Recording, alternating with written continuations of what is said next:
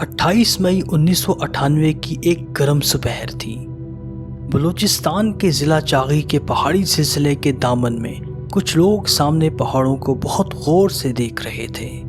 ان کے چہروں پر جوش واضح نظر آ رہا تھا۔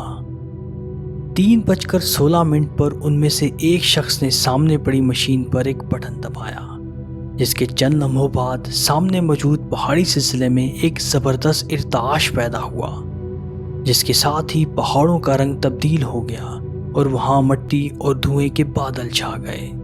اس کے ساتھ ہی فضا میں نعرہ تکبیر اللہ اکبر کی صدائیں گونج اٹھیں اور وہاں موجود سب مرد مومن اللہ تبارک و تعالیٰ کے حضور سجدہ ریز ہو گئے، کیونکہ ان کی محنت رنگ لے آئی تھی اور پاکستان کے کیے گئے ایٹمی تجربات کامیاب ثابت ہوئے تھے، جس کے بعد پاکستان عالم اسلام کی پہلی اور دنیا کی 7ویں ایٹمی طاقت بن گیا تھا۔ تاریخ میں اس دن کو یوم تکبیر کہا جاتا ہے۔ ناظرین، اپنی زمین، اپنا وطن ہر انسان جان سے عزیز رکھتا ہے۔ اس محبوب زمین کی حفاظت کے لیے ایک مضبوط دفاعی نظام کا حصول ناگزیر ہے، تاکہ اپنی پاک زمین کو دشمن کے ناپاک ارادوں سے محفوظ رکھا جا سکے۔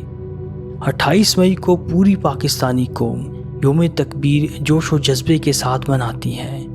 یہ وہ دن ہے جب اللہ تبارک و تعالیٰ کے کرم، سائنسدانوں کی محنت و لگن، بہترین فوجی و سیاسی قیادت اور پوری قوم کی دعاؤں کے نتیجے میں پاکستان عالم اسلام کی پہلی ایٹمی طاقت کے طور پر دنیا کے سامنے آیا۔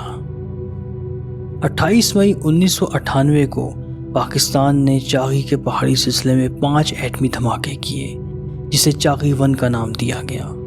30 مئی کو پاکستان نے ایک اور ایٹمی دھماکہ کیا، جسے چاغی 2 کا نام دیا گیا۔ چاغی کا انتخاب 2 وجوہات کی بنا پر کیا گیا تھا۔ پہلی یہ کہ اس جگہ کا درجہ حرارت کافی زیادہ تھا اور پانی کی کمی تھی، جس کی وجہ سے یہاں انسانی آبادی نہ ہونے کے برابر تھی۔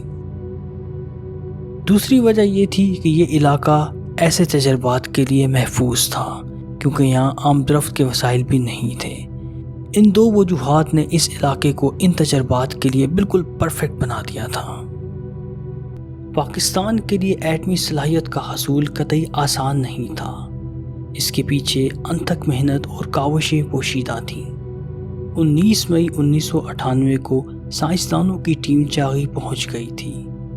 24 مئی 1998 کو مکمل تیاری کرنے کے بعد نیوکلیئر ڈیوائسز نصب کر دی گئی تھیں۔ 26 مئی 1998 کو سارا علاقہ مکمل طور پر سیل کر دیا گیا تھا۔ چاغی کے گرد 100 کلومیٹر کا علاقہ پاک فوج نے گھیرے میں لے لیا تھا اور فضا میں حفاظت کے لیے فائٹر جیٹس بھی فلائی کر رہے تھے۔ چاغی کا موسم اس دن بہت صاف تھا۔ جناب ارشد صاحب کو ٹریکنگ ڈیوائس کا بٹن دبانے کی ذمہ داری دی گئی تھی، جنہوں نے اس مشین کا ڈیزائن ترتیب دیا تھا۔ ایک پرتوکل دعا کے بعد اللہ اکبر کے نعرے کے ساتھ بٹن دبا دیا گیا۔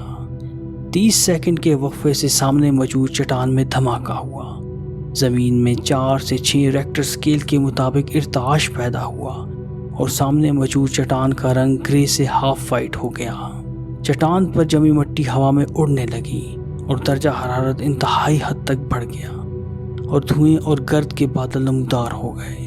اور یہی وہ لمحہ تھا جب ساری ٹیم نے نعرہ تکبیر بلند کیا اور اللہ تعالیٰ کے حضور سجدہ ریز ہو گئی۔ ایٹمی قوت بننے کے ساتھ ہی پاکستانی دفاع ناقابل تسخیر ہو گیا۔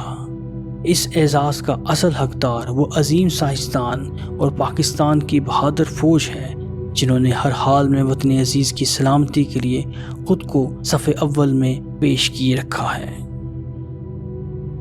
ان عظیم سائنسدانوں میں ڈاکٹر عبدالقدیر خان کا نام سر فہرست ہے۔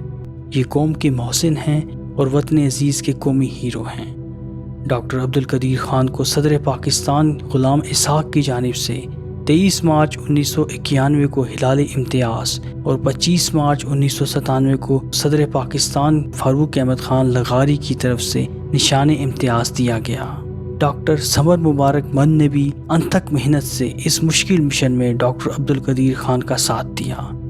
پاکستانی قوم اپنے سائنسدانوں، انجینئرز، ان کی ٹیم اور گمنام ہیروز کی ہمیشہ احسان مند رہے گی۔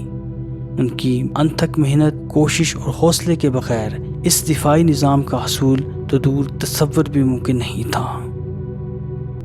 تاریخ کے ڈسٹ بن میں باقی سب تو شاید ضائع ہو جائے، لیکن ہمارے ایٹمی پروگرام کے خالق ذوالفقار علی بھٹو، اس پروگرام کے محافظ جنرل ضیاء الحق اور ایٹمی دھماکے کرنے کے فیصلے پر ڈٹے رہنے والے وزیر اعظم نواز شریف کے کردار کو ہمیشہ یاد رکھا جائے گا۔ یہاں میں اس بات کو بھی واضح کرتا چلوں کہ ایٹمی طاقت کے مقصد کا حصول آسان نہ تھا۔ اس مقصد کے حصول میں کئی سالوں کی ریسرچ اور محنت پوشاں تھیں، جس سے سائنسدانوں نے اپنے ہدف کے حصول کو ممکن بنایا۔ مغربی دنیا کے بڑے ممالک نے حتی الامکان پاکستان کو اس مشن سے باز رکھنے کی سر توڑ کوششیں کیں، لیکن بلند حوصلہ قوم اور مخلص لیڈرشپ کے ارادوں کو پست کرنے میں تمام دنیا ناکام رہی۔ الحمدللہ پاکستان اب ایک ایٹمی طاقت بن چکا ہے اور اپنے دفاعی نظام میں مضبوط ہوتا جا رہا ہے۔ اب ہمارا فرض ہے کہ آنے والی نسل کو اپنی تاریخ اور ان قابل تعظیم لوگوں کا بتائیں، تاکہ ان کے اندر بھی وطن سے محبت کا جذبہ بیدار ہو اور وہ پاکستان کے ذمہ دار شہری ثابت ہوں۔ اس یوم تکبیر پر میری یہ دعا ہے کہ وطن عزیز ہمیشہ ترقی کی راہ پر گامزن رہے۔ آمین۔